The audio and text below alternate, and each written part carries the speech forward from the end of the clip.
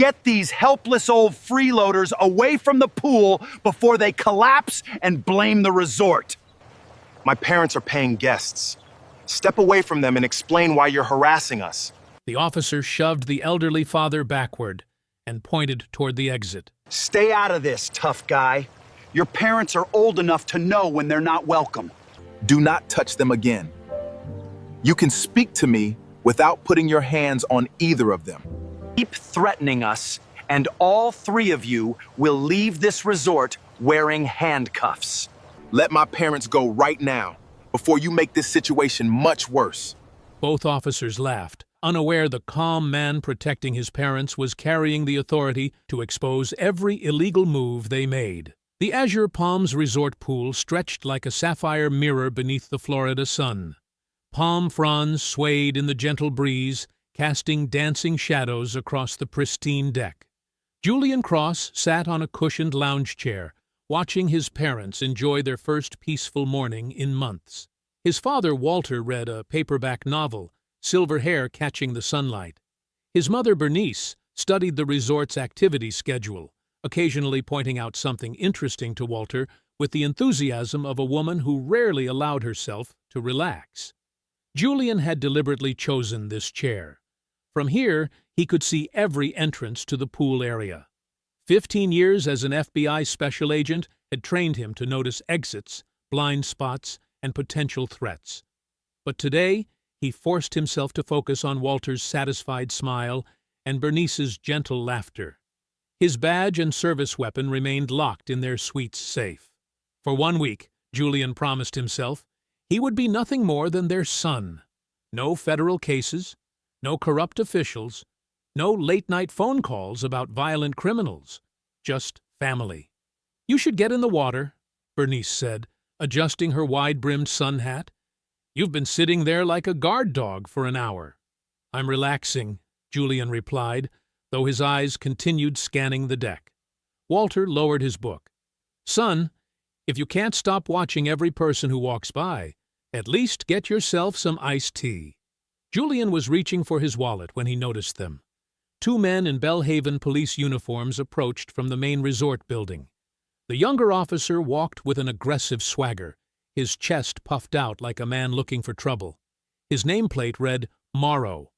The older sergeant moved more carefully, studying the pool area with calculated eyes. Stroud. Julian automatically memorized their badge numbers, 4471 and 3892. Their body language set off every warning signal Julian had developed over his career. Morrow's hands stayed near his belt. Stroud's gaze swept past wealthy white families without stopping, but lingered on Walter and Bernice. They were hunting. "Excuse me," Morrow called out, his voice carrying across the quiet pool deck. "Sir, the black gentleman in the red shirt." Walter looked up from his book, confusion crossing his weathered face. Several nearby guests turned to watch. Julian remained seated but shifted his weight, ready to move. "Are you talking to me, officer?" Walter asked politely. "Yeah, I'm talking to you." Morrow stopped directly in front of Walter's chair, casting a shadow across the elderly man's book. "We've had a report about a missing item. A guest's gold watch disappeared from their cabana about an hour ago." Bernice set down her activity schedule.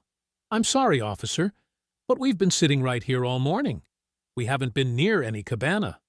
Stroud stepped closer to Bernice, his voice cold and dismissive. "Ma'am, I didn't ask you anything. When we need your opinion, we'll ask for it." Julian felt his muscles tense.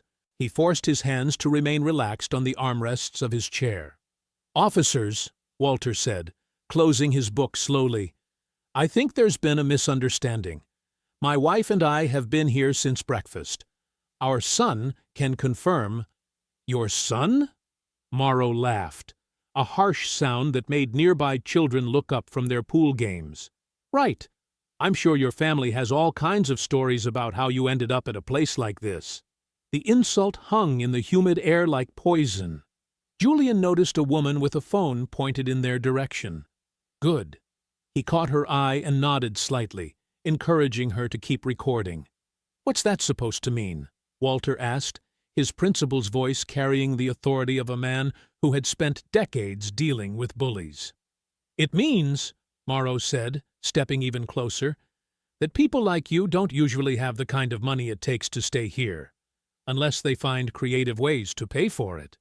Bernice's face flushed with anger, but she kept her voice steady. "Officer, that's completely inappropriate. We're paying guests, just like everyone else." "Ma'am," Stroud said, moving behind Bernice's chair, "I told you to keep quiet. Don't make me ask twice." Julian watched Stroud position himself where he could grab Bernice if she stood up. A classic intimidation tactic. He memorized the sergeant's movements, noting how Stroud favored his right side and kept his radio within easy reach. "Now," Morrow continued, looming over Walter, "I'm going to need you to empty your pockets, all of them." Walter looked around the pool deck, clearly uncomfortable with the public humiliation. "Officer, I don't understand why. Empty them, now." Morrow's hand moved to his belt, fingers brushing his handcuffs. "Unless you'd prefer to do this at the station." The threat was obvious. Julian felt his jaw clench, but he stayed seated. Moving too early would only make things worse for his parents. Walter stood slowly, his knees protesting after sitting in the sun. He pulled out his wallet, keys, and reading glasses, setting them carefully on the small table between the chairs. Morrow grabbed each item, examining them with exaggerated suspicion. "Cheap wallet," Morrow commented loudly. "Drugstore sunglasses, dollar store reading glasses." He held up Walter's keys, jangling them. "Honda Civic, real high-roller transportation." Several guests had stopped their conversations to watch. Julian noticed phones being raised, cameras pointed in their direction. The more witnesses, the better. "Officer," Walter said quietly, "you're welcome to check my pockets, but I promise you won't find any watch." Morrow patted down Walter's shirt and shorts with unnecessary roughness, making the elderly man wince. He found nothing. "All right, smart guy," Stroud said from behind Bernice. "Let's try the bag." He pointed to Walter's canvas beach bag sitting beside his chair. It contained sunscreen, a water bottle, and the mystery novel Walter had been reading. "That's just my book, and—" Walter began. "I didn't ask what's in it," Stroud interrupted. "I said hand it over." Walter hesitated. Something in the officer's confidence bothered Julian. They weren't searching randomly. They were following a script. "Sir," Stroud said, his voice turning dangerous, "you can hand me that bag, or I can arrest you for obstruction and search it downtown. Your choice." Bernice reached for Walter's hand. "Just give them the bag, honey. We have nothing to hide." Walter picked up the canvas bag and held it out to Stroud. The sergeant took it with a smile that made Julian's skin crawl. Morrow stepped back slightly, giving himself room to move. Stroud unzipped the bag slowly, like a man savoring a moment he'd been waiting for. He reached inside, pushed past the sunscreen and water bottle, and his fingers closed around something that made his smile widen. Well, Morrow said, though he was looking at Stroud's face, not into the bag. "What do we have here?" Stroud pulled out a gold watch, its surface gleaming in the sunlight. He held it up for everyone to see, including the guests with their recording phones. Walter stared at the watch in complete shock, his mouth opening, but no words coming out. "Funny thing," Morrow said loudly. "That looks exactly like the watch our complainant described." The pool deck erupted in murmurs as guests craned their necks to see the gold watch dangling from Stroud's fingers. Several people moved closer, their phones already recording what looked like a dramatic arrest in progress. "I've never seen that watch before in my life," Walter said, his voice carrying across the water. His principal's training kicked in. When facing a false accusation, state the truth clearly and let others judge. "Sure you haven't," Morrow sneered. "Just magically appeared in your bag, right?" "Someone put it there," Bernice said, standing up from her chair. "Walter has been sitting right here with me all morning. We haven't left this area once." Stroud moved quickly behind her, grabbing her wrist. "Ma'am, I told you to stay out of this." "You're hurting me," Bernice said. But her nurse's training kept her voice steady even as Stroud twisted her arm higher behind her back. Walter stepped toward his wife. "Let her go. She's done nothing wrong." "Back off, old man," Morrow barked. He placed his palm against Walter's chest and shoved hard. Walter stumbled backward, his legs tangling with a lounge chair. He fell against the aluminum frame, the sharp edge catching his eyebrow and splitting it open. Blood immediately began trickling down his face. "Walter!" Bernice cried out, trying to pull free from Stroud's grip. The sergeant twisted her arm higher, making her gasp. "I said stay back." That's when Julian stood up. He moved between the officers and his parents with deliberate calm, keeping his hands visible at his sides. His voice carried the authority of 15 years in federal law enforcement. "I'm Special Agent Julian Cross, Federal Bureau of Investigation," he said clearly. "Release my parents immediately." Morrow looked Julian up and down, tropical swim trunks, burgundy shirt hanging open, flip-flops on his feet. Then he started laughing. "FBI?" Morrow said loud enough for the crowd to hear. "Right, and I'm the director of the CIA." "Check my credentials," Julian said. "They're in the hotel safe, room 847. "This is rich," Stroud said, still holding Bernice's twisted arm. "Some tourist in beach clothes thinks he can flash a fake badge and scare us off." Julian repeated his name and field office location slowly, making sure the recording phones caught every word. "Special Agent Julian Cross, Miami Field Office. Badge number 4751. You are assaulting my elderly parents without cause." "Your parents are thieves," Morrow said, stepping closer to Julian, "and you're about to be arrested for interfering with a police investigation." "Every action you take is being recorded by multiple witnesses," Julian warned. "I strongly advise you to step back and verify my identity before this gets worse." Stroud deliberately struck Julian in the chest with his free hand, trying to provoke a reaction. "How about you step back, beach boy?" Julian absorbed the blow without moving, his feet planted exactly where they needed to be. He could feel the officer's frustration growing as he refused to take their bait. Behind him, Walter pressed his shirt against his bleeding eyebrow, while Bernice struggled against Stroud's grip. The crowd of guests had grown larger, their phones creating a semicircle of recording devices. "Last warning," Julian said. "Release them." "Or what?" Morrow reached for his weapon, drawing it from his holster. The barrel swept toward Walter, who was still trying to stop the bleeding from his forehead. Julian moved.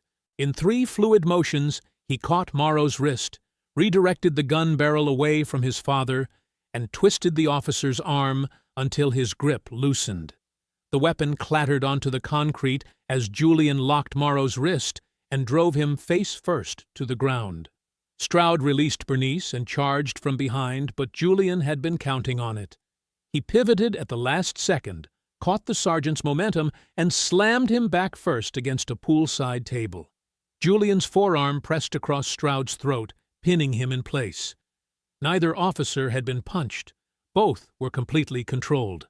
"Stay down," Julian said quietly to Morrow, who was groaning on the wet concrete. To Stroud, he added, "Don't move." The pool deck had gone completely silent except for the splash of water and the distant sound of sirens approaching. "Nobody move! Hands where I can see them!" The shout came from the resort's main entrance. Police Chief Garrett Voss strode onto the deck with 6 uniformed officers behind him, all with their weapons drawn. "Everyone put your hands up! Now!" Julian kept his position, one hand controlling Morrow on the ground, the other pinning Stroud against the table. He didn't move as Voss and his officers formed a semicircle around him. "I said hands up!" Voss shouted, his weapon trained on Julian's chest. "Special Agent Julian Cross, FBI Miami Field Office," Julian called out clearly. "These officers assaulted my elderly parents without cause. I defended them using minimal necessary force." Voss's eyes narrowed. "Right. Another fake federal agent.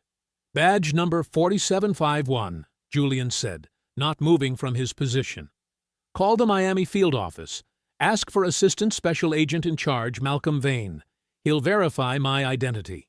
"Chief," one of the younger officers whispered, "maybe we should check." Voss's jaw tightened, but he pulled out his radio. The pool deck remained silent as he made the call, his weapon still pointed at Julian. The conversation lasted 3 minutes. Julian watched Voss's expression change from skepticism to surprise to barely controlled anger. "Release them," Voss said quietly. Julian stepped back from both officers, keeping his hands visible. Morrow rolled over, clutching his twisted wrist. Stroud straightened his uniform, his face flushed with embarrassment and rage. Voss holstered his weapon and approached Julian with a completely different demeanor. His voice became professional, almost respectful. "Agent Cross, I apologize for the confusion. There appears to have been a misunderstanding. Your officers assaulted my parents," Julian said. "That's not a misunderstanding." "Dad?" Bernice knelt beside Walter, examining the cut on his eyebrow. "We need to clean this properly." Voss glanced at the crowd of recording phones, then back to Julian. "Of course. We'll investigate this incident thoroughly. Morrow, Stroud, you're suspended pending a full review." "What?" Morrow struggled to his feet. "Chief, we were following—" "Enough!" Voss cut him off sharply. "Report to the station. Both of you. Now." The two officers walked away, Morrow favoring his twisted wrist. Stroud shot one venomous look at Julian before disappearing through the resort entrance. "Agent Cross, again, my sincere apologies," Voss said loud enough for the witnesses to hear. "The Belhaven Police Department has zero tolerance for this kind of behavior." "I'll need copies of all body camera footage from this incident," Julian said. "Absolutely. Full cooperation." Voss's smile looked painted on. "Whatever you need." A tall, silver-haired man in an expensive linen suit approached from the main building. Everything about him screamed money, from his perfectly tailored clothes to the way he carried himself like he owned everything in sight. "I'm Everett Pike, the resort owner," he said, extending his hand to Julian. "This is absolutely unacceptable. A complete misunderstanding that should never have happened on Azure Palms property." Julian didn't shake his hand. "Misunderstanding? Clearly a case of mistaken identity," Pike said smoothly. "I'd like to offer your family our penthouse suite for the remainder of your stay. Complimentary, of course, with our deepest apologies." "We just want to know what happened," Walter said, still pressing his shirt against his cut eyebrow. Pike nodded toward the resort's security office. "Let's review the footage immediately.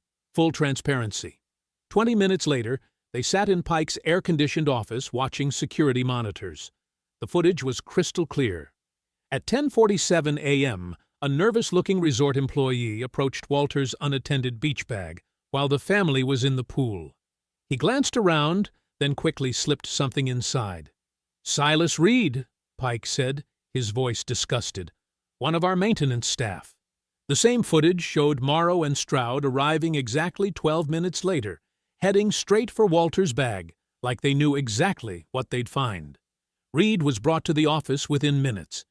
He was a thin man in his early 30s with anxious eyes and trembling hands. "I'm sorry," Reed said before anyone asked a question. "Officer Morrow paid me $500 to plant the watch. Said it was just to scare some troublemakers into leaving town." Julian studied Reed's face carefully. "When did Morrow approach you?" "This morning. About an hour before I did it." "Look at me when you answer," Julian said. "How did Morrow know which bag belonged to my father?" Reed's eyes darted toward a ceiling-mounted security camera, then back to Julian. He described you, the whole family." Julian followed Reed's gaze to the camera. "You keep looking up there. Why?" "I don't know what you mean." But Julian did know. Reed wasn't looking at Morrow in the footage. After planting the watch, he looked directly into that camera, as if confirming completion of a task for someone watching the feed. Pike dismissed Reed after his confession, promising full cooperation with any charges. Voss assured Julian that Morrow would be arrested for conspiracy and evidence tampering. "We'll handle this properly, Agent Cross," Voss said. "You have my word." But Julian noticed how Voss's jaw muscles kept twitching, how his forced politeness felt like a mask barely held in place. As the sun began setting over the pool, casting orange light across the water, Walter pulled Julian aside. "Son, I need to tell you something," Walter said quietly. "This morning, before breakfast, I was walking by the marina taking pictures. I saw something strange." "What kind of strange?" Walter glanced around, making sure they couldn't be overheard. "Police officers unloading luggage from an unmarked van. Expensive suitcases, medicine bottles, jewelry, and I got pictures of Chief Voss supervising the whole thing." Walter led Julian into their upgraded penthouse suite, checking the hallway twice before closing the door. The luxurious room felt wrong now, too exposed, too many windows overlooking the marina where something dark was happening. "Show me," Julian said. Walter pulled out his phone with shaking hands. "I was just taking pictures of the sunrise. You know how your mother loves those." The first image made Julian's blood run cold. Chief Voss stood beside an unmarked white van at the marina loading dock. Everett Pike was there too, pointing toward something in the van's cargo area. Two uniformed officers lifted expensive suitcases, while a third carried clear bags filled with medicine bottles. "Keep going," Julian said. The next photograph showed Voss holding what looked like passports, while Pike examined jewelry spread across a makeshift table. Another officer dumped the contents of several purses into plastic bins. "Jesus," Julian whispered. Walter scrolled to the final image. Pike was handing Voss an envelope thick with cash, while officers loaded the sorted items into different containers. Everything looked organized, professional, like they'd done this many times before. "Dad, this is evidence of a major criminal operation. I thought it was strange, but I didn't want to jump to conclusions," Walter said. "Then those officers came after us with that planted watch." Julian's mind raced. "They weren't trying to frame you for theft. They needed an excuse to search our belongings and take your phone. But how did they know I had pictures?" "Security cameras. Someone was monitoring the marina, saw you taking photographs, and panicked." Julian studied the images again. The timestamp showed 6:23 a.m. Reed had planted the watch at 10:47 a.m., giving them over 4 hours to plan the frame job. "I need to send these to my supervisor immediately," Julian said, taking the phone. He selected the clearest photograph showing Voss and Pike together, but deliberately blurred it slightly before transmitting. If there were corrupt elements in the local police, Julian wanted to control how much information they had access to. His phone rang within minutes. "Julian, what is going on down there?" "Assistant Special Agent in charge." Malcolm Vane's voice was sharp with concern. "Your message said emergency corruption investigation?" "Yes, sir. Local police chief and resort owner appear to be running some kind of theft ring. I have photographic evidence.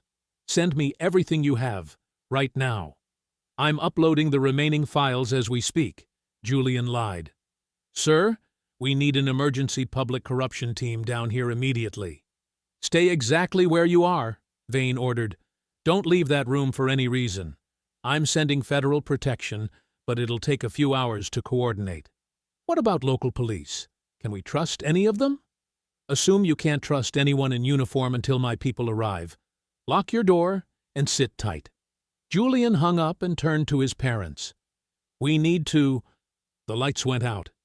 Emergency power kicked in for a few seconds, casting eerie red shadows across the suite, then died completely. The air conditioning stopped humming. Outside, Julian could see other resort buildings still blazing with light. "Someone cut power to just our building," he said. Heavy footsteps echoed in the hallway. Walter moved toward Bernice, but Julian held up his hand for silence. The door exploded inward. 3 men in dark clothes and ski masks burst through. The first one lunged toward Walter's phone, smashing it against the marble floor before Walter could react. "Get the woman!"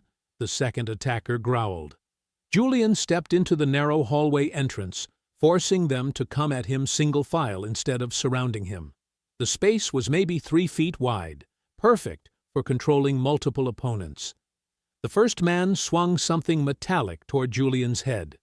Julian ducked, grabbed the attacker's wrist, and used his momentum to slam him into the hallway wall. The weapon, a tactical baton, clattered across the floor. The second man tried to push past toward Bernice, but Julian caught him by the collar and drove his knee into the man's solar plexus. The attacker doubled over, gasping. The third man had a knife. He slashed toward Julian's chest in the cramped space. Julian twisted away, but the blade caught him across his ribs, slicing through his shirt and into his skin. Hot blood spread across his side. "Julian!" Bernice screamed. The knife-wielding attacker pressed his advantage, backing Julian toward the suite's main room where the others could surround him. Julian grabbed a heavy lamp from a side table and swung it like a club, catching the man across his temple. The attacker stumbled backward. Walter appeared behind the second attacker, who was still bent over trying to breathe. The 72-year-old retired principal grabbed the man's shoulders and hauled him away from Bernice with surprising strength. "Go! Go!" Walter shouted. The first attacker Julian had slammed into the wall was getting back to his feet, blood streaming from his nose. He grabbed Bernice's arm, trying to drag her toward the shattered door. Julian launched himself across the room, ignoring the fire in his ribs. He caught the man's wrist and twisted until something popped. The attacker screamed and released Bernice. The third man, the one with the knife, was heading for the service stairs at the far end of the hallway. "You should have left Belhaven quietly," he called over his shoulder. "Now it's too late." His footsteps echoed down the stairwell as the other two attackers stumbled after him, one clutching his broken wrist, the other still struggling to breathe properly. Julian pressed his hand against his bleeding ribs and listened. Sirens were approaching from multiple directions, growing louder by the second. "They're coming back," Bernice whispered. "Not the masked men," Julian said grimly. "Police." Julian pressed a pillowcase against the knife wound while his parents worked frantically behind him. The gash across his ribs burned like fire, but it wasn't deep enough to be life-threatening. "How bad is it?" Walter asked, shoving the dresser against the splintered door frame. "I'll live." Julian wrapped the makeshift bandage around his torso, pulling it tight. "But we can't stay here." Bernice grabbed towels from the bathroom and stuffed them into the gaps around the barricaded door. "Those sirens are getting closer." Heavy boots thundered through the hallway outside. Julian counted at least 6 different sets of footsteps, maybe more. Radios crackled with coded police chatter. "Federal agents, my ass!" Someone laughed in the corridor. Julian's blood went cold. That wasn't the voice of honest backup. A fist pounded on their door. "This is Chief Voss, Belhaven Police Department. Open up immediately." "We're federal witnesses," Julian called back. "I'm Special Agent Cross. We're waiting for bureau protection." "You're under arrest for assault and battery on police officers," Voss shouted. "We have a valid warrant." Julian's mind raced. No judge would sign an arrest warrant that fast, especially not against a federal agent. And Vane had promised federal protection, not local police. "Show me the warrant through the door," Julian demanded. Papers slid under the gap. Julian snatched them up and read quickly. The warrant was real, signed by Judge Patricia Morris less than an hour ago. The charges were specific: assault on officers Morrow and Stroud, resisting arrest, interference with police business. "This is impossible," Walter whispered. "You were protecting us." "They altered the body camera footage," Julian realized. "Made it look like I attacked them unprovoked." "Cross, you have 30 seconds to surrender," Voss announced. "Your parents can leave safely if you cooperate." Julian knew that was a lie. The moment he surrendered, Voss would have complete control over Walter and Bernice. 3 witnesses to police corruption would become 3 convenient accidents. He grabbed the resort evacuation map from the wall and studied the building layout. Service tunnels ran beneath each floor, connecting to laundry facilities in the basement. "There," Julian pointed to a housekeeping passage marked near the back of their floor. "We can reach it through the utility room next door." "What about the window?" Bernice suggested. 4-story drop onto concrete. "We need another way." Julian helped his parents gather their essential belongings while the officers grew louder outside. Someone was testing the strength of their barricade. "Time's up, Cross," Voss called. "We're coming in." Julian led his parents into the bathroom and opened the utility access panel. The passage beyond was narrow but navigable. Emergency lighting cast dim red shadows along the walls. They crawled single file through the cramped space, while boots kicked at their suite door behind them. The dresser scraped across the floor as officers forced their way inside. "They're gone," someone cursed. "Check the balcony." No blood trail on the concrete. They went through the building. Julian guided his parents down a service stairwell that smelled of industrial soap and bleach. The laundry level stretched out before them, filled with massive washing machines and folding tables. Cross family? They spun around. A woman in her early 40s stood near the loading dock, wearing jeans and a Belhaven police windbreaker. She was tall, athletic, with short brown hair and intelligent green eyes. "I'm Detective Marissa Vale." She held up her badge carefully. "I saw what really happened at the pool today." Julian kept his hand near his waistband, wishing he had his service weapon. "How do we know you're not with Voss?" "Because I've been documenting complaints against him for 3 years," Marissa said. "Excessive force, evidence tampering, harassment of tourists. But I never had proof linking him to Pike until tonight." She gestured toward a white linen van parked outside the loading dock. "I can get you out of here, but we need to move fast. They're sealing all the resort entrances." Julian made a quick decision. Trust was a luxury they couldn't afford, but staying meant certain capture. "Let's go." Marissa drove them through the resort service area, while patrol cars blocked the main gates. Julian sent a quick message to Vane with their direction and destination, hoping his supervisor could coordinate proper federal protection. As darkness settled over the mangrove roads outside Belhaven, Marissa glanced in her rearview mirror and frowned. "We've got company," she said quietly. Unmarked police SUV, no headlights. The unmarked SUV slammed into the van's rear doors with a metallic crunch that threw everyone forward. Julian grabbed his parents' shoulders and pulled them down onto the floor between the seats. "Stay low," he ordered. "Don't lift your heads." Marissa gripped the steering wheel as the SUV rammed them again, harder this time. The van's back window exploded into a spider web of cracks. Through the darkness, Julian could see 2 figures silhouetted in the pursuing vehicle.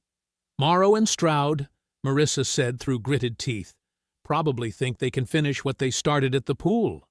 The narrow mangrove road twisted ahead like a snake. Spanish moss hung from ancient cypress trees, creating a tunnel of shadows. Marissa accelerated into a sharp bend, her tires screaming against the asphalt. The heavier SUV couldn't match her turning radius. It swung wide, clipping a guardrail with a shower of sparks. Morrow overcorrected, sending the vehicle sliding toward the drainage ditch. Marissa seized the advantage. She yanked the wheel left and shot through a gap in a chain-link fence that Julian almost missed. An old maintenance gate, hidden by overgrown palmetto bushes. "How did you know about that?" Julian asked. 3 years of backroad surveillance," Marissa replied. "You learn every shortcut when you're watching Dirty Cops." The van bounced across a rutted dirt path that wound between abandoned construction equipment and rusted fuel tanks. Behind them, the SUV's headlights swept frantically along the main road, searching for their exit point.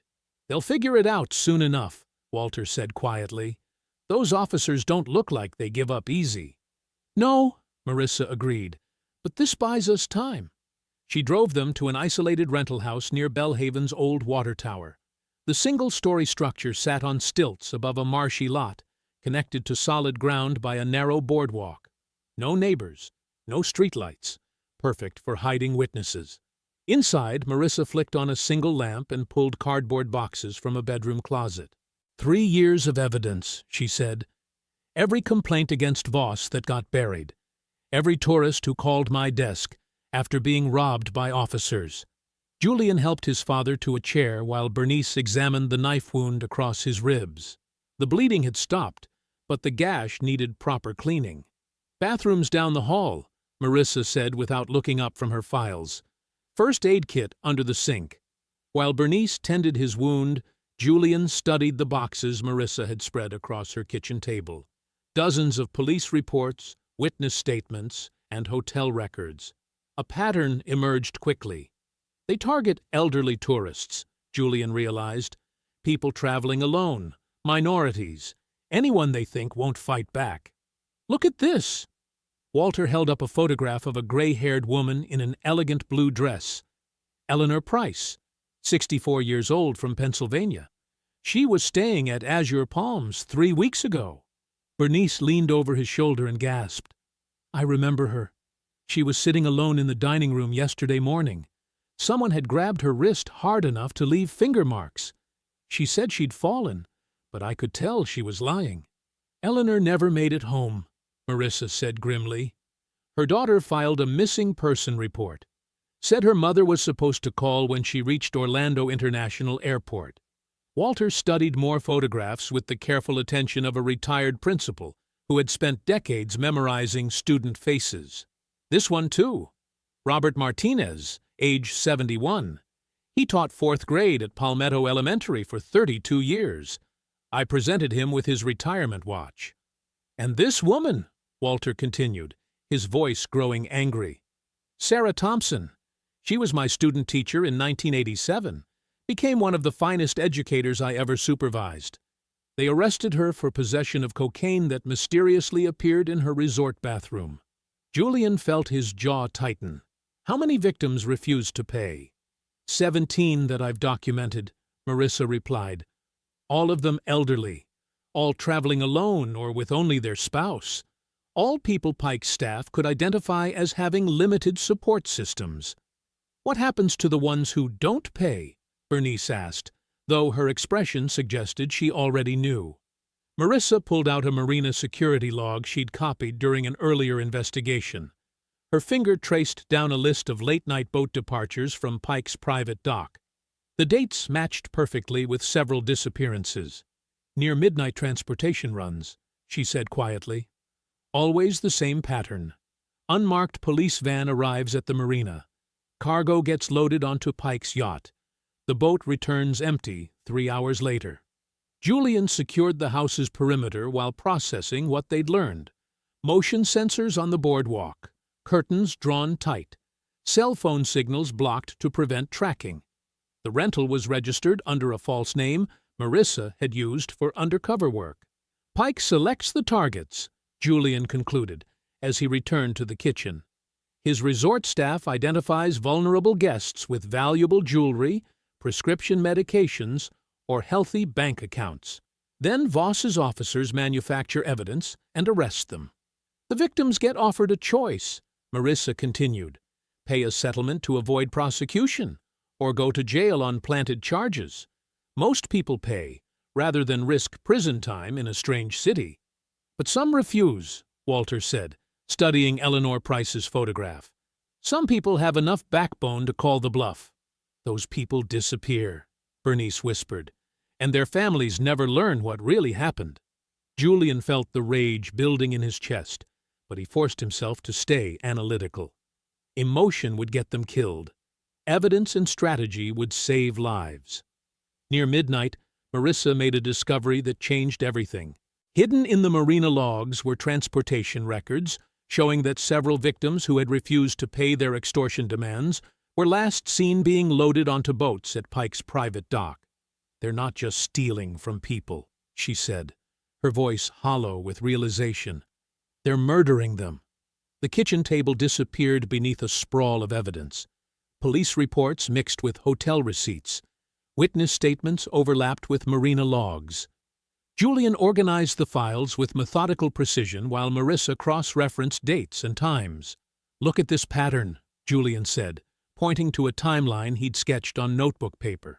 Pike's staff identifies targets during check-in.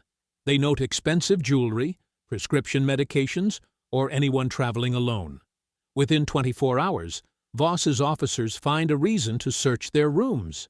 Walter studied the guest registration forms Marissa had copied. They're targeting people who won't be missed quickly. Retirees traveling between family visits, widows taking their first vacation alone, people with enough money to make extortion profitable. Bernice pulled out the photographs Walter had taken near the marina. She compared the prescription bottles visible in the images to missing person reports Marissa had gathered. "This medicine belongs to Eleanor Price," she said, tapping a bottle of heart medication. "And this diabetes medication matches Robert Martinez's prescription. Julian, these aren't random thefts. They're taking medicine that keeps people alive." "Which means the victims are already dead," Julian concluded grimly. "Pike's operation isn't just stealing property, they're murdering anyone who refuses to pay." Marissa spread out copies of the marina security logs. 17 people have vanished after refusing settlement offers. Pike's yacht makes midnight runs exactly 17 times in the past 6 months. The boat always returns empty. Julian felt his chest tighten with controlled fury. They load bodies onto Pike's boat and dump them offshore. Deep water. No recovery. No investigation. The families never learn what happened, Walter said quietly. They think their loved ones just disappeared during vacation. Bernice matched 3 more prescription bottles to missing travelers. Blood pressure medication for a retired teacher from Ohio. Arthritis pills belonging to a veteran from North Carolina. Pain medication prescribed to a widow who had been visiting her grandchildren in Tampa. "These monsters are systematic," she said. "They steal everything valuable, then eliminate witnesses who might expose them." Julian studied the marina layout Marissa had sketched. Pike's private dock sat at the end of a protected channel. Security cameras covered every approach. The office building contained Pike's personal records, including the original ledger that would prove decades of theft and murder. "We need that ledger before Voss destroys it," Julian decided. "But first, we draw them away from the marina." He opened his laptop and created false federal protection records. The documents suggested Walter and Bernice Cross would be transported to a Jacksonville safe house at dawn.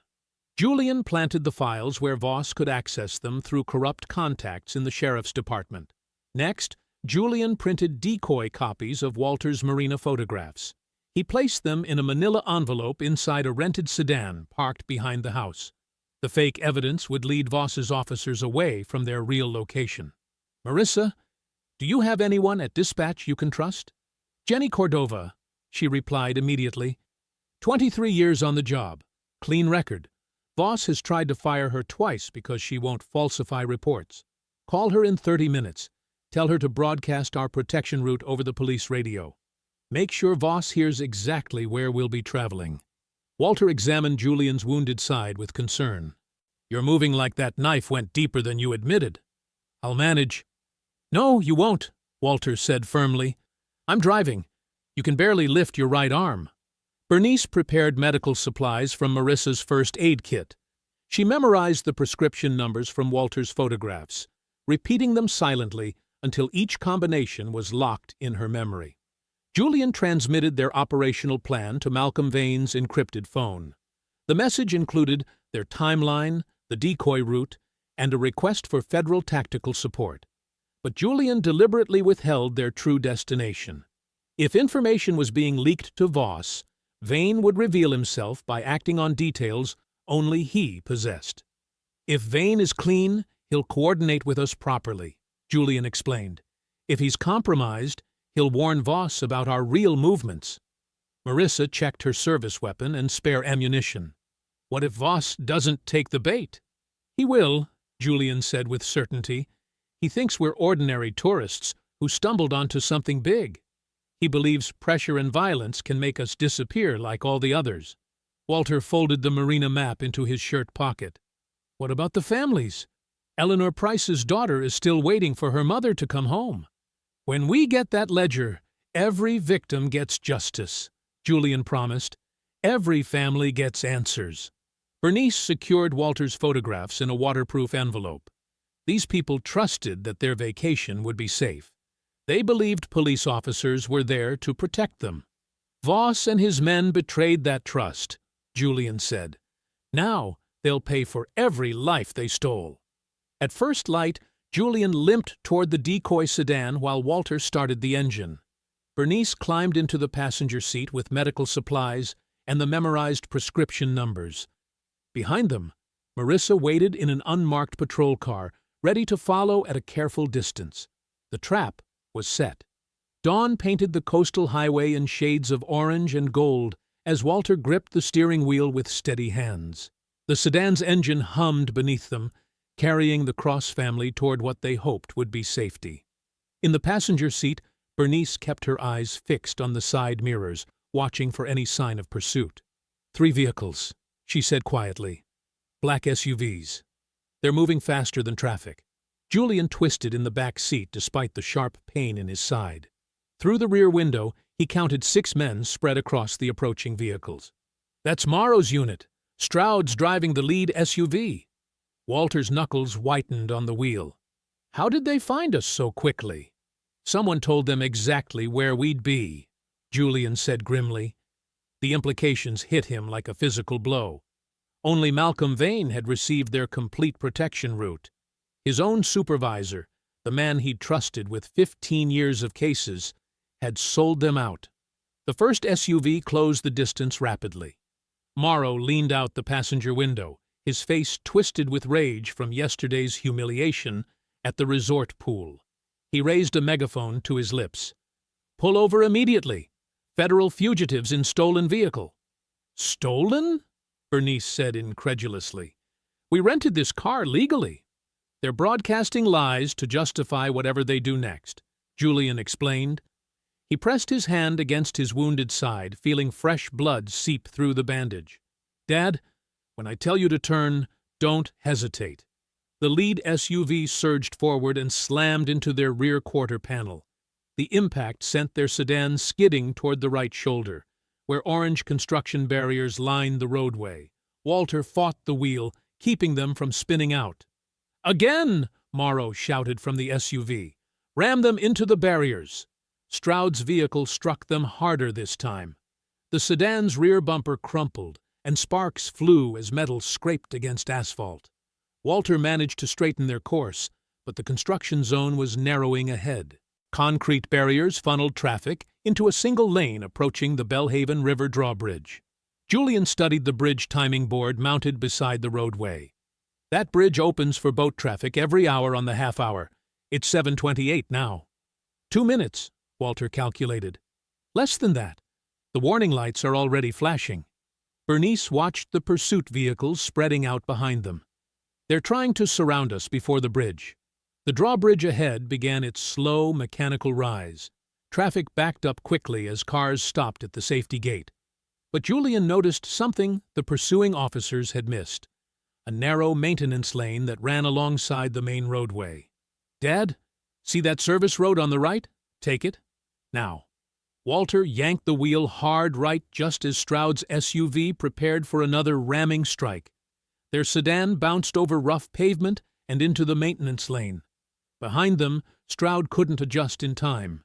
His SUV shot past their turn and crashed directly into the rising section of the drawbridge. The impact was devastating. Stroud's vehicle smashed through a wooden barrier and became wedged against the bridge's steel framework as the massive structure continued lifting. Metal screamed against metal. The SUV's front end crumpled, and steam poured from its destroyed radiator. "Jesus," Walter breathed, watching the wreckage in his mirror.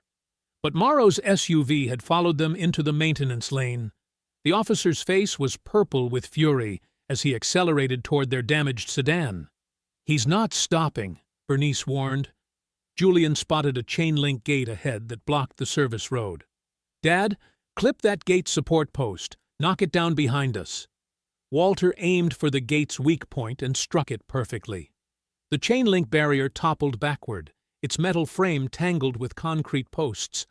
Morrow's SUV hit the obstruction at full speed and flipped sideways into a drainage ditch. "Everyone out," Julian ordered as Walter stopped beneath the bridge's concrete span. "We abandoned the car here." Bernice immediately pressed fresh gauze against Julian's side. Blood had soaked through his shirt during the chase. "That wound reopened. You're losing too much blood. I can manage." "No, you can't," she said firmly, applying steady pressure. "Hold still." Julian studied Marissa's survey map while his mother worked. "There's a drainage access tunnel 50 yards east. It connects to the marina's storm system." Walter gathered their evidence files and tucked them inside his jacket. "What about the officers we left behind?" "Stroud's vehicle is totaled. Morrow will need a tow truck to get out of that ditch. That gives us maybe 20 minutes before they radio for backup. They moved quickly across the muddy ground beneath the bridge. Bernice kept one hand pressed against Julian's wound while helping him navigate the uneven terrain. The drainage tunnel entrance was partially hidden by overgrown vegetation and rusted warning signs.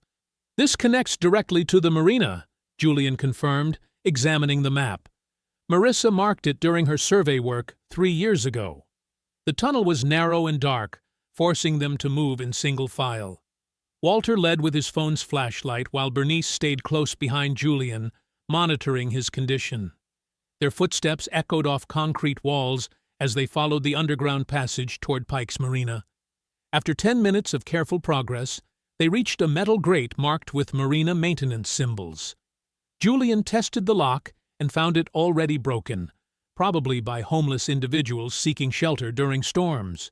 They emerged behind a storage building within the marina complex. Early morning mist clung to the water, providing natural concealment as they approached Pike's private office. Julian picked the lock with tools from Walter's emergency kit, while Bernice watched for security patrols. Inside the darkened office, Julian found what they'd risked everything to obtain. Hidden beneath Pike's desk, secured inside a fireproof safe, lay a leather-bound ledger containing 23 years of detailed records. The entries were methodical and horrifying. Stolen jewelry, prescription medications, and bank account numbers filled page after page. Tourist names were listed alongside their final locations, most ending at coordinates in deep offshore waters. But the most damning evidence appeared in the payments section. Regular monthly transfers to someone identified only by the initials M.V. Malcolm Vane. Julian's trusted supervisor had been Pike's federal protector for over a decade.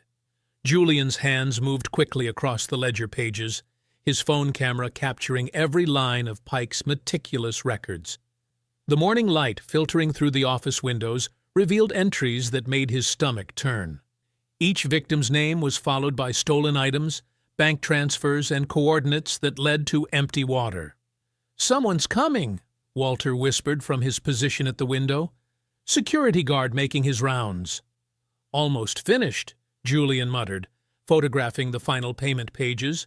The monthly transfers to MV totaled over $2 million across 11 years. Malcolm Vane had been feeding Pike information about vulnerable travelers while using his FBI position to bury investigations.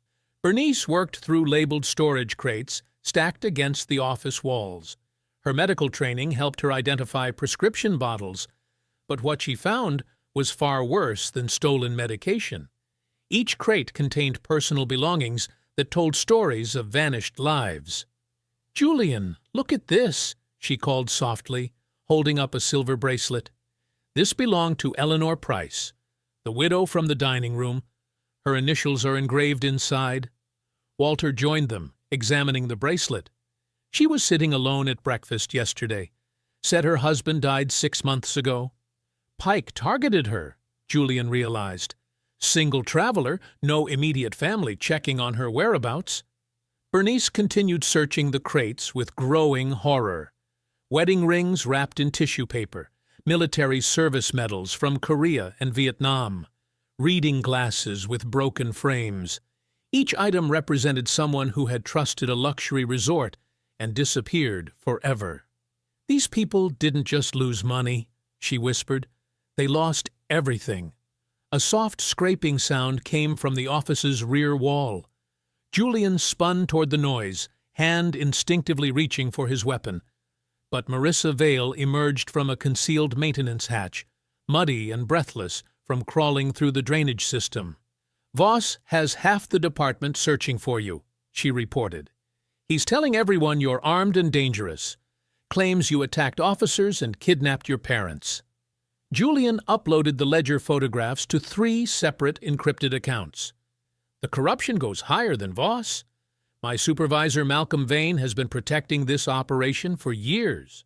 That explains why my reports never reached federal investigators," Marissa said grimly. Julian transmitted copies of the ledger to Vane's official FBI account. then activated delayed release protocols for his backup evidence. If he didn't check in every 12 hours, the files would automatically reach federal prosecutors, news organizations, and victim families. We need to get you out of Belhaven before... Marissa stopped, noticing scratch marks around a floor hatch near Pike's desk. That wasn't there during my last surveillance. Julian examined the hidden entrance. Fresh scuff marks suggested recent use. This leads somewhere Pike doesn't want discovered. They pried open the hatch, revealing stairs descending into a refrigerated warehouse beneath the marina. The air grew cold as they climbed down, their breath visible in the artificial chill designed to preserve evidence or silence witnesses. "Oh my God!" Bernice gasped. 3 elderly prisoners sat chained to metal chairs in the warehouse center. Eleanor Price looked up with hollow eyes, her silver hair matted and her resort clothing torn. Beside her, an elderly black man in a military veteran's cap struggled to lift his head. The third captive, a frail woman with prescription bottles scattered at her feet, appeared barely conscious. "Mrs. Price," Bernice rushed to examine the captives. "We're here to help you." Eleanor's voice was barely audible. "The resort owner, Pike, he said I would disappear like the others if I didn't give him my bank information." Julian's phone rang as Marissa worked to unlock the chains. Malcolm Vane's name appeared on the screen. "Julian, thank God you're safe." Vane's familiar voice carried false relief. "I have a federal tactical team 15 minutes out from Belhaven. Get your parents to Marissa's rental house immediately. We're extracting all of you within the hour." The Marina utility vehicle's engine rumbled beneath them as Walter navigated the winding road toward the rental house. Julian sat beside his father, constantly checking the mirrors while Bernice tended to Eleanor Price in the back seat. The elderly woman trembled despite the Florida heat, her fingers clutching Bernice's hand like a lifeline. "You're safe now," Bernice whispered, though her own voice carried traces of doubt. "We're getting you out of here." Ahead of them, Marissa's sedan carried the other 2 rescued captives. The military veteran had given his name as Samuel Washington, a Purple Heart recipient whose monthly pension deposits had attracted Pike's attention. The third prisoner, Margaret Torres, remained barely responsive after days of forced medication designed to keep captives compliant. Julian's phone buzzed with another message from Malcolm Vane. The tactical team's arrival time kept changing. First 15 minutes, then 30, now an hour delayed by unexpected roadblocks. Each delay felt calculated, deliberate. "Something's wrong with this," Julian muttered, watching Marissa's brake lights flash 3 times, their agreed signal for all clear. The rental house sat quietly among tall pines, exactly as they had left it. No police vehicles in sight, no federal convoy approaching. Walter parked behind Marissa's sedan and helped Eleanor from the back seat. Her legs barely supported her weight after days chained in the cold warehouse. "I need to examine all 3 captives properly," Bernice said, guiding Eleanor toward the house. "Check for injuries, dehydration, drug interactions." Julian swept the perimeter while Marissa helped Samuel Washington from her vehicle. The old soldier moved with dignity despite his ordeal, straightening his veteran's cap and refusing assistance he didn't absolutely need. "Spent worse nights in Korean foxholes," Washington said quietly, "but these bastards stole my grandson's college fund." Inside the house, Bernice spread medical supplies across the kitchen table. Her trauma nurse training took over as she checked pulses, examined pupils, and cataloged the systematic abuse Pike had inflicted on his prisoners. "Margaret needs immediate hospital care," she reported. "They've been forcing sedatives into her system for days." A black SUV pulled into the driveway. Malcolm Vane emerged alone, his FBI jacket crisp despite the humid morning. Julian stepped onto the porch to meet his supervisor, noting how Vane's eyes swept the property like he was already familiar with its layout. "Where's the tactical team?" Julian asked. "Delayed by Voss's roadblocks," Vane replied smoothly. The chief has half his department surrounding Bellhaven's exits. We need to move fast. Julian studied his mentor's face. I never told you about the drainage tunnel. Vane paused on the porch steps. What tunnel? In my report, I mentioned we used service passages to escape the resort. I never specified which ones or how we accessed them. Vane's expression remained neutral. Julian, stress can affect memory. You transmitted quite detailed. I never transmitted details about the tunnel system. Julian interrupted. But you mentioned it specifically during our last phone call. Inside the house, Marissa looked up from helping Margaret Torres drink water. She had heard enough conversations with federal supervisors to recognize the tone creeping into Julian's voice. Something was wrong. Vane stepped through the doorway with practiced confidence. Julian, we don't have time for paranoia. My people need to extract these witnesses before... His hand moved with sudden violence. The gunshot exploded through the quiet house as Marissa spun backward, blood spreading across her chest. She collapsed behind the kitchen counter as Eleanor Price screamed. Vane's service weapon shifted toward Bernice before anyone could react. He wrapped his arm around her throat, pressing the barrel against her temple. Nobody moves, Vane commanded, or the nurse dies first. Walter stepped protectively toward his wife, but Julian caught his father's arm. Vane's positioning was too good, too practiced. This wasn't panic or desperation. MV, Julian said quietly. Malcolm Vane. Very good, Vane smiled without warmth, though it took you longer than I expected to connect those initials. Julian's mind raced through 11 years of cases, reports, and dead-end investigations. You've been feeding Pike information about vulnerable travelers. Wealthy retirees stupid enough to vacation alone, Vane confirmed. Federal databases made targeting so much easier. Cross-reference recent deaths of spouses, inheritance records, prescription medications, travel patterns. Pike's operation increased profits by 300% once I started providing proper intelligence. Bernice remained perfectly still against Vane's grip, but her eyes found Julian's. She was calculating something, reading the room with the same medical precision she had once used in trauma wards. You leaked our vacation plans, Julian realized. The moment Walter reserved that specific room, Vane nodded. Overlooking Pike's marina operations, I had to assume he would photograph something eventually. Julian kept his hands visible, studying angles and distances. The pool incident was your design. I told Voss you were an arrogant federal employee who needed humiliation. Morrow and Stroud believed they were dealing with some pencil pusher from Washington. Vane's grip tightened on Bernice. They had no idea you could fight back. You wanted me discredited, suspended, disgraced, stripped of credibility before you could expose anything. Vane's tone carried professional disappointment. But you had to be the hero, didn't you? Had to protect Mommy and Daddy instead of taking your beating like a good little agent. Walter's face flushed with rage, but Julian caught his father's eye. Wait, not yet. Vane reached into his jacket and withdrew a small device. With practiced efficiency, he deleted files from Julian's phone and activated an electromagnetic pulse that destroyed the Marina Ledger's data. 11 years of evidence, Vane said, dropping the smoking ledger pages into the kitchen sink. Gone. Car doors slammed outside. Voss's voice carried through the windows as 6 armed officers surrounded the house. They moved with tactical precision, no longer the bumbling locals who had been surprised by Julian's resistance. Chief Voss, Vane called out. The subjects are secured. The front door burst open as officers flooded inside. Travis Morrow grinned at Julian with vindictive satisfaction, while Caleb Stroud kept his weapon trained on Walter.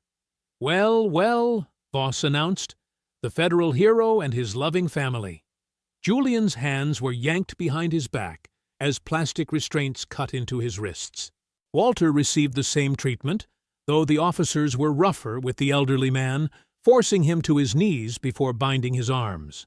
What about the witnesses? Stroud asked. gesturing toward Eleanor, Samuel, and Margaret. "Overdoses," Vane answered coldly. "Elderly captives often don't survive rescue attempts." Bernice was forced toward the door at gunpoint while Marissa lay motionless behind the kitchen counter. Blood pooled beneath her still form, though Julian caught the almost imperceptible rise and fall of her chest. "Where are we going?" Julian demanded as officers pushed him outside. "Shipping terminal," Voss replied. "Nice and private. Perfect place for a disgraced federal agent to have a violent breakdown." The black SUVs waited in the driveway like hearses. Julian was shoved into the first vehicle while his parents were separated into the second. Through the rear window, he watched the rental house disappear behind the trees. Marissa Vale remained alone on the kitchen floor, her breathing shallow but steady, while the rescued captives huddled together in terror. The police transport van bounced along Belhaven's industrial backroads, its dark windows blocking any view of the passing landscape. Julian sat between two officers in the cramped rear compartment, his wrists bound behind his back with plastic restraints that cut deeper with every pothole. The metal bench was slick with humidity and old sweat.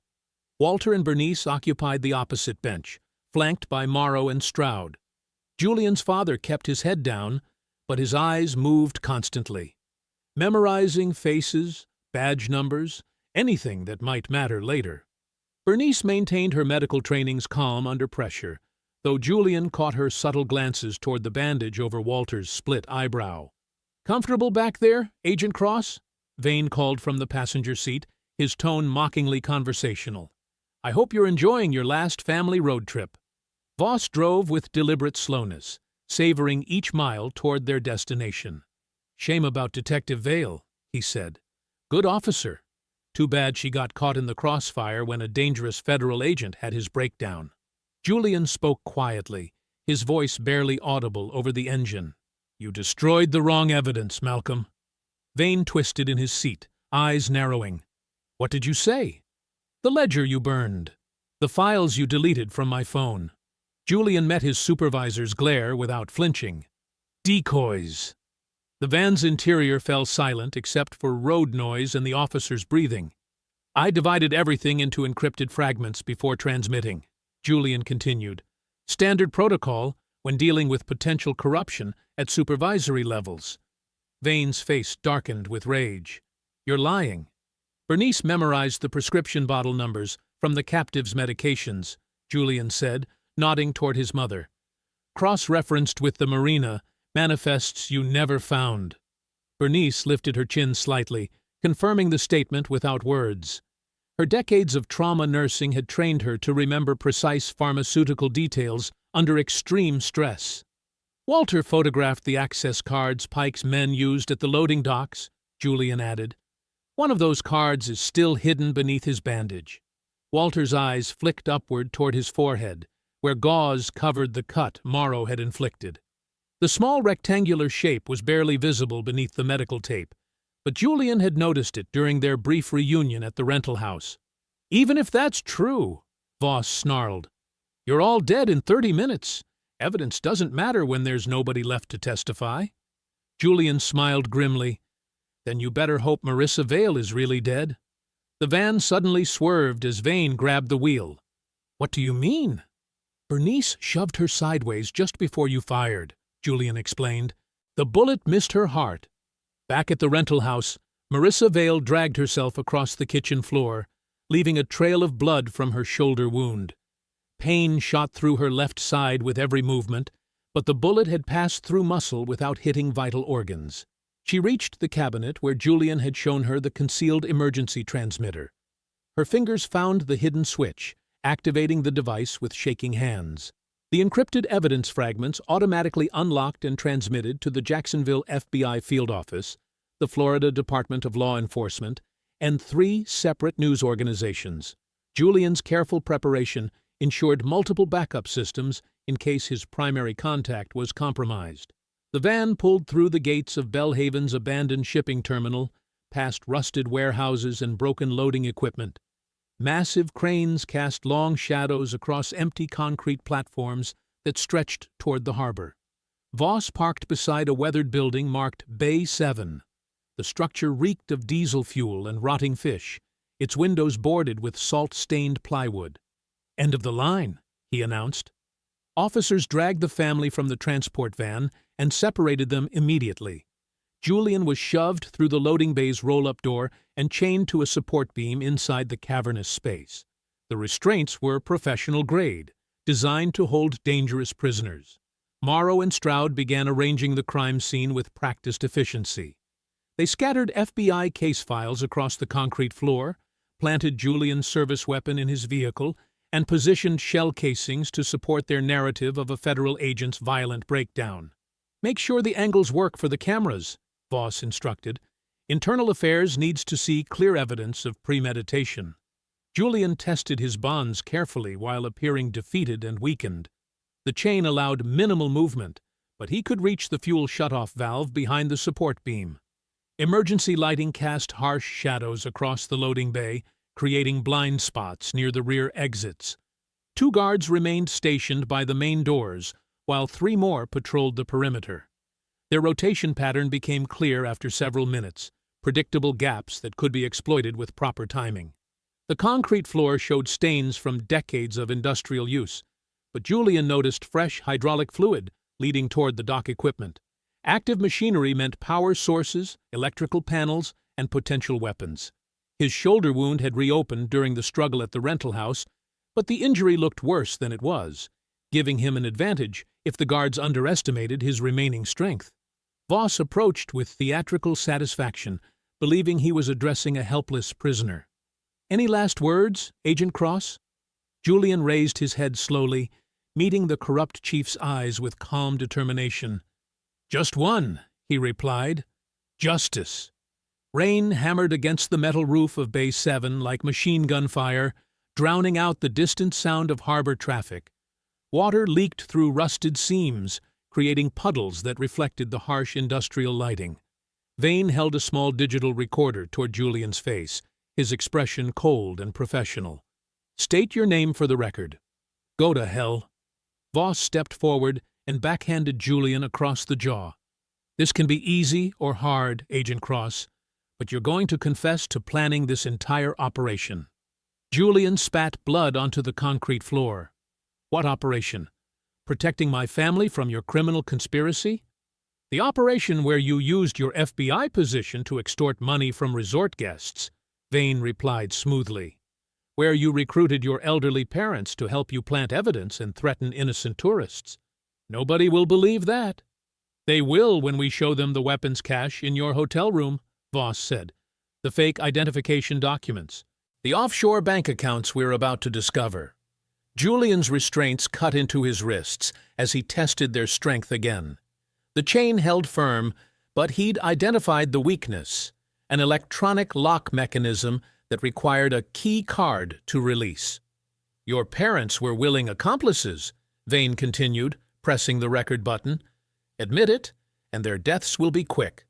They're innocent." Voss grabbed Walter by the throat and dragged him closer. The elderly man's glasses hung crooked from where Morrow had struck him earlier, and blood still seeped from the bandage over his eyebrow. "Look at him," Voss snarled. 72 years old, and still trying to protect his criminal son. Walter met Julian's eyes steadily, showing no fear despite the bruising around his jaw. "I'm proud of you, Julian, no matter what happens." "Touching," Voss sneered, then slammed his fist into Walter's ribs. The old man doubled over, gasping for breath, but remained on his feet. "Dad!" Julian surged against his chains. "He helped you identify victims," Vane insisted, holding the recorder closer. "Admit it now, or we move on to your mother." Stroud hauled Bernice forward by her arm. Her nurse's training had taught her to assess injuries quickly, and she could see Julian's shoulder wound bleeding through his shirt.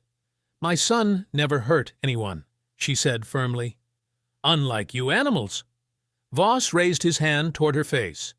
"Old lady, you're about to learn what happens to people who interfere with police business." "Stop!" Julian shouted. "Leave her alone." "Then confess," Vane demanded. "Tell us how you plan to steal from the resort guests." Julian stared at his parents, both bruised and frightened, but still defiant. He knew what they expected of him, what they'd raised him to do. "I confess," he said quietly. Vane smiled and leaned closer with the recorder. "I confess that you're all going to prison for the rest of your miserable lives." Voss struck Walter again, harder this time. The elderly man staggered and nearly fell. Bernice suddenly collapsed to her knees, clutching her chest. "I can't breathe," she gasped. "My heart." She fell forward onto the concrete, her body convulsing dramatically. "Bernice!" Walter lunged toward his wife. Stroud instinctively loosened the restraints around Walter's wrists so he could assist her. "Check her pulse, old man." Walter knelt beside Bernice, placing his fingers against her throat while secretly making eye contact. She gave him an almost imperceptible nod. "She needs her medication," Walter said frantically, reaching up to adjust the bandage over his eyebrow. His fingers found the rectangular access card hidden beneath the medical tape. "Where is it?" Stroud demanded. "Hotel room," Walter lied, palming the card as he pretended to check Bernice's breathing. The guard stepped closer, distracted by the medical emergency. Walter rose slowly, the access card concealed in his fist, and moved toward Julian's support beam. "Help her," he pleaded, drawing attention away from his movements. Julian caught his father's eye and saw the small plastic rectangle. He shifted his position to block the guard's view as Walter pressed the card against the electronic lock. The mechanism clicked softly. Julian's chains fell away. He exploded into motion, driving his shoulder into Stroud's chest and slamming the man backward into a wooden shipping barrier. The impact splintered the aged lumber, and Stroud collapsed among the broken planks. Morrow spun toward the commotion, reaching for his weapon. Julian caught his wrist and twisted hard, feeling bones crack. The gun skittered across the wet concrete. "You picked the wrong family," Julian growled, driving his knee into Morrow's solar plexus. The officer doubled over, gasping. Julian grabbed him by the collar and threw him against a metal storage cage. Bernice sprang to her feet with surprising agility for someone having a heart attack. She slammed the cage door shut and engaged the lock, trapping two confused officers inside. "I feel much better," she announced. Walter ran toward the electrical panel near the loading dock. "Julian, down!" The terminal plunged into darkness as Walter cut the main power lines. Emergency lighting flickered on, casting eerie red shadows across the chaos. Voss grabbed Bernice during the confusion, dragging her toward the exit. "Nobody moves, or the old lady dies." He hauled her through the loading bay door toward his police SUV parked outside. Vane sprinted toward the pier, his pistol drawn. "This isn't over, Cross." Morrow freed himself from the storage area and pursued Julian across the loading floor, his face twisted with rage. "I'm going to kill you!" Rain poured through the open doorway as Walter spotted an equipment truck parked near the maintenance shed. He climbed into the driver's seat and fumbled for the ignition. Julian raced after Vane through the maze of cargo machinery, his wound reopening with each stride. The terminal erupted into a three-way pursuit as engines roared to life and gunshots echoed across the rain-soaked pier. The terminal yard erupted into chaos as three separate pursuits exploded across the rain-soaked concrete. Walter gunned the equipment truck's engine, its massive diesel motor roaring to life as he spotted Voss dragging Bernice toward the police SUV. The truck lurched forward, its heavy treads grinding against the wet pavement. Julian sprinted after Vane through the maze of cargo containers, his ribs screaming with each stride. Blood seeped through his torn shirt from the reopened wound, but he pushed the pain aside. Behind him, heavy footsteps pounded across the loading platform. Morrow caught him at the steel railing overlooking the marina. The officer's tackle drove Julian against the metal barrier with bone-jarring force. His injured ribs exploded in agony as Morrow's shoulder slammed into his side. "You think you're better than us?" Morrow snarled, driving his fist into Julian's wounded torso. "Rich boy federal agent coming to our town?" Julian absorbed the blow, feeling his knees buckle. Morrow's next punch caught him in the same spot, sending white-hot pain through his chest. My turn to teach you respect, Morrow growled, cocking his arm back for another strike. Julian caught the incoming fist in his palm. His fingers closed around Morrow's knuckles like a steel trap. Wrong lesson, Julian said through gritted teeth. He twisted Morrow's trapped arm, using the officer's momentum to spin him around. Julian's other hand grabbed the back of Morrow's tactical vest, lifting and propelling him toward the rotting wooden divider that separated the loading platform from the pier.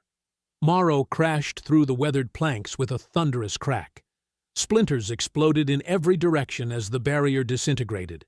The officer tumbled among the broken lumber, his body stopping just short of the dark water below. Julian didn't let him fall into the marina. Even after everything, he wouldn't let a man drown. Across the yard, Stroud emerged from the terminal carrying a pump-action shotgun. He raised the weapon toward Walter's approaching truck. "Get out of the vehicle!" Stroud shouted over the diesel engine. Walter yanked the hydraulic controls. The truck's massive loading arms swung in a wide arc, its steel boom cutting through the air between him and Stroud. The sergeant dove backward as several tons of machinery swept past his position. The shotgun tumbled from his hands, clattering across the wet concrete and spinning out of reach. Voss reached his police SUV with Bernice struggling against his grip. He threw open the driver's door and shoved her across to the passenger seat, keeping one hand on his service weapon. "Move and she dies," he called out to Walter. The SUV's engine roared as Voss accelerated toward the marina's main gate. Through the windshield, Walter could see Bernice's frightened face pressed against the passenger window. Walter spun the truck's steering wheel hard to the right. The equipment vehicle's bulk gave it tremendous momentum as it crashed into the police SUV's rear quarter panel. The impact sent the smaller vehicle spinning away from the gate, its tires screaming against the asphalt. Walter had calculated the angle perfectly. The collision disabled the SUV without crushing the passenger compartment where Bernice sat, trapped. The police vehicle slammed sideways into a concrete loading barrier and came to rest with steam rising from its crumpled hood. Bernice's door flew open. She stumbled out, shaken but uninjured, and immediately spotted the emergency flare kit mounted inside the SUV's rear compartment. Voss grabbed her arm before she could reach it. "You're not going anywhere, old lady." He dragged her from the damaged vehicle toward the wooden pier that extended over the dark marina water. Meanwhile, Vane had reached the cargo loading area near the water's edge. Julian pursued him across the shifting metal platforms, using crane supports and loading chains for cover, as Vane fired wild shots in his direction. "You destroyed everything!" Vane screamed, his composure finally cracking. 11 years of work. A bullet sparked off a steel beam inches from Julian's head. He rolled behind a hydraulic lift, then sprinted toward a crane control booth as another shot shattered its window. Vane retreated across the unstable cargo platforms, each step causing the metal grating to sway and clang beneath his feet. Julian followed carefully, knowing one wrong move could send either of them plunging into the machinery below. The corrupt supervisor reached the outer pier where the marina's main dock extended into deeper water. He spun around, his pistol trained on the terminal yard, where Walter was climbing down from the equipment truck. "That's far enough, Cross," Vane shouted across the distance. "On your knees, or I put bullets in both your parents." Julian dropped to his knees on the rain-slicked pier, his hands raised in surrender. Blood seeped through his shirt from the knife wound across his ribs. The storm overhead sent sheets of cold water across the metal platform. "Smart choice," Vane called out, keeping his weapon aimed toward the terminal yard where Walter stood beside the damaged equipment truck. "Maybe your parents lived through this after all." Thunder rolled across the marina. Lightning illuminated the churning water below the pier. Julian watched the heavy loading chain that had broken loose from the crane during their chase. It hung from a twisted support beam, swaying in the wind. "You never understood the game," Vane continued, his voice rising over the storm. "Authority belongs to those willing to control the evidence, control the reports, control the witnesses." Julian shifted his weight slightly, calculating the distance to the chain. "Evidence survives when victims refuse silence." "Your victims are dead," Vane laughed. "Pike's boats took them miles offshore. No bodies, no crime, just missing persons who wandered away from expensive vacations. Another flash of lightning. Thunder crashed overhead, masking all sound for several seconds. Julian lunged forward as the thunder peaked. His hand closed around the heavy chain, swinging it in a vicious arc toward Vane's gun arm. The steel links struck with bone-crushing force, sending the pistol spinning across the wet platform. Vane stumbled backward, clutching his wrist. "You think this changes anything?" Julian advanced across the slippery metal grating. "It changes everything." Vane charged forward, driving his shoulder into Julian's wounded side. Pain exploded through Julian's ribs as they both crashed against a support beam. Vane threw a wild punch that caught Julian across the jaw, snapping his head back. Julian blocked the next blow and drove his elbow into Vane's solar plexus. The corrupt supervisor doubled over, gasping. Julian grabbed him by the collar and slammed him against the pier railing. 11 years, Vane wheezed. "You destroyed 11 years of perfect operation." "Perfect?" Julian twisted Vane's arm behind his back. "You terrorized innocent families." Vane broke free with a desperate surge of strength. He landed a solid punch to Julian's wounded ribs, sending fresh waves of agony through his torso. Julian's legs buckled momentarily. "Those families were nothing," Vane snarled. "Elderly tourists with more money than sense. They deserved what happened." Julian straightened, despite the pain. They deserved protection. Vane rushed him again, throwing haymaker punches that Julian deflected with his forearms. The rain made every surface treacherous. Both men slipped and recovered, trading savage blows across the narrow platform. Julian's wound was weakening him. Blood loss made his movements slower. Vane sensed the advantage and pressed forward with renewed aggression. "Your badge meant nothing," Vane taunted between strikes. "Your authority came from me. I controlled your assignments, your cases, your career." Julian ducked a wild swing and caught Vane's extended arm. He used the man's forward momentum to pivot and drive him face first into the metal decking. The impact stunned Vane long enough for Julian to grab the fallen loading chain. "My authority comes from justice," Julian said, wrapping the heavy chain around Vane's wrists. "Not from corrupt supervisors." He secured the restraints with professional efficiency, pulling them tight enough to prevent escape without cutting off circulation. Vane struggled beneath the weight of the chain, but the steel links held firm. At the terminal dock, Voss had dragged Bernice away from the damaged SUV toward the wooden pier. He raised his service weapon, pointing it directly at her head. "This ends now!" he shouted toward Walter. Walter gunned the equipment truck's engine. The massive vehicle lurched forward, its reinforced bumper slamming into the SUV's rear end again. The impact sent Voss stumbling sideways, his shot going wide. Bernice broke free from his loosened grip. She dove toward the police vehicle's rear compartment and grabbed the emergency flare kit mounted inside. Her fingers found the firing mechanism. The flare shot skyward with a brilliant red streak, exploding into blazing light high above the storm clouds. The crimson illumination revealed boats racing across the dark water toward the marina. Federal helicopters appeared overhead, their searchlights cutting through the rain. Marissa had reached them. Tactical agents rappelled from the helicopters onto the pier. State Marine units surrounded the docks. Uncorrupted FBI personnel flooded the terminal yard, weapons drawn and badges visible. Julian stood over the chained Vane as federal agents secured the scene. Walter helped Bernice to her feet beside the damaged SUV. Across the yard, Stroud was being handcuffed near the broken wooden barrier where Morrow still lay, groaning among the splintered lumber. "Julian!" Bernice called out. He ran to them, pulling both parents into a fierce embrace. Rain soaked their clothes, but they were alive. They were together. An ambulance arrived at the marina gate. Marissa emerged from the passenger seat, her arm in a sling, but walking under her own power. She approached the family with a grim smile. "The encrypted files reached the prosecutors," she reported. "National investigators, news organizations, every fragment." Julian nodded, still holding his parents close. "It's over."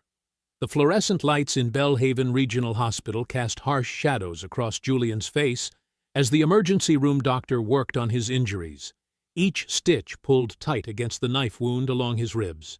The pain was sharp but manageable compared to what his family had endured. "Hold still," the doctor instructed, threading another suture through torn skin. Julian gripped the examination table's edge. Through the thin hospital walls, he could hear voices in the adjacent rooms. Walter was giving his statement to federal investigators. Bernice was helping identify stolen prescription medications found in the Marina warehouse. Marissa sat in the hallway, her arm properly bandaged, coordinating with state prosecutors who had driven through the night from Tallahassee. Detective Sarah Mills from the Florida Department of Law Enforcement knocked on the door frame. "Agent Cross? We need your statement when you're finished." Julian nodded. 5 more minutes. The rescued captives filled 3 hospital rooms. An elderly woman from Ohio clutched photographs of jewelry stolen 2 months ago. A retired veteran from Texas described being threatened with planted drug charges. A widow from Georgia wept as she called her daughter to say she was alive. Each story added another count to the federal indictments. At midnight, the encrypted files automatically unlocked across 12 different servers. Prosecutors in Miami received detailed financial records showing 11 years of systematic extortion. Investigative journalists at the Tampa Bay Times opened emails containing victim testimonies and police body camera footage. The families of missing tourists received packages with evidence proving their loved ones had been murdered for resisting Pike and Voss's demands. Julian's phone buzzed with updates every few minutes. The FBI's Office of Professional Responsibility had seized Vane's computers, bank accounts, and personal files. Assistant Director Patricia Hawkins was flying from Washington to personally oversee the corruption investigation. The Justice Department was preparing federal civil rights charges against every officer involved. "We found Vane's offshore accounts," Detective Mills reported from the doorway. $8.4 million, hidden in 3 different countries. Julian winced as the doctor tied off the final suture. "That money belongs to his victims. Every penny will go to restitution." In the hallway, Julian found Walter and Bernice giving their statements to a victim advocate. His father's eyebrow had been professionally cleaned and bandaged. His mother's wrists showed faint bruises from Stroud's grip, but her voice remained steady as she described each officer's actions. "They wanted us to be afraid," Bernice told the advocate. "They counted on elderly people staying quiet." Walter looked up as Julian approached. "How are the stitches?" "Fine. How are you both holding up?" "We're survivors," Walter replied firmly. "Just like everyone else in these rooms." By dawn, the Belhaven Police Department was under federal oversight. Chief Voss had been stripped of his badge and locked in a county jail cell, charged with kidnapping, conspiracy, and civil rights violations. His department's computers were seized, revealing years of falsified reports and destroyed evidence. Morrow and Stroud faced additional charges of attempted murder and evidence tampering. Their body cameras had recorded their crimes, despite attempts to delete the footage. Federal digital forensics specialists recovered everything. Pike's Azure Palms Resort was closed by federal marshals. Yellow tape surrounded the marina where stolen property had been stored and shipped. Asset forfeiture specialists began cataloging boats, vehicles, and bank accounts connected to the criminal enterprise. The investigation expanded beyond Belhaven. Similar operations were discovered in coastal towns across Florida. Dozens of corrupt officers were arrested. Hundreds of victims came forward with stories of extortion and theft that had been dismissed for years. Julian spent 3 days in the hospital, monitoring his parents' recovery and coordinating with federal prosecutors. Bernice's medical expertise proved invaluable in identifying stolen prescription drugs and connecting them to missing persons cases. Walter's photographs became key evidence in multiple murder charges. On the 4th morning, Marissa brought news that made Julian smile for the first time since the ordeal began. "The city council voted unanimously," she reported. "They're offering your family a formal public apology, and they want to rename the marina after victims of police corruption." Walter shook his head. "We don't need our names on anything. But those victims deserve to be remembered." Over the following months, the legal machinery of justice ground forward with methodical precision. Vane was sentenced to 35 years in federal prison. Voss received 28 years for his role in the conspiracy. Morrow and Stroud were convicted of kidnapping and attempted murder, earning sentences of 15 and 18 years, respectively. Pike's seized assets funded a $20 million restitution fund for surviving victims and the families of those who had been murdered. The former Azure Palms Resort was sold to an independent hospitality company that donated 10% of its annual profits to legal aid organizations serving elderly victims of financial and police abuse. 6 months after the arrests, Walter and Bernice Cross returned to Belhaven for their rescheduled 50th anniversary celebration. The resort had been completely renovated and renamed Harbor Light Resort. The pool where they had been humiliated was now surrounded by memorial plaques honoring victims of the corruption scheme. Julian stood beside his parents as they prepared to renew their wedding vows. The ceremony was simple but powerful. Surviving victims sat in the front rows alongside honest police officers from neighboring departments. Federal prosecutors who had secured the convictions attended as honored guests. Marissa, now serving as Belhaven's interim police chief, introduced Walter before the ceremony began. "Some people believe authority comes from badges and titles," Walter said to the assembled crowd. "But real authority comes from serving others with honor. Badges deserve respect only when the people wearing them respect justice." If you enjoyed the story, leave a like to support my channel and subscribe so that you do not miss out on the next one. On the screen, I have picked 2 special stories just for you. Have a wonderful day.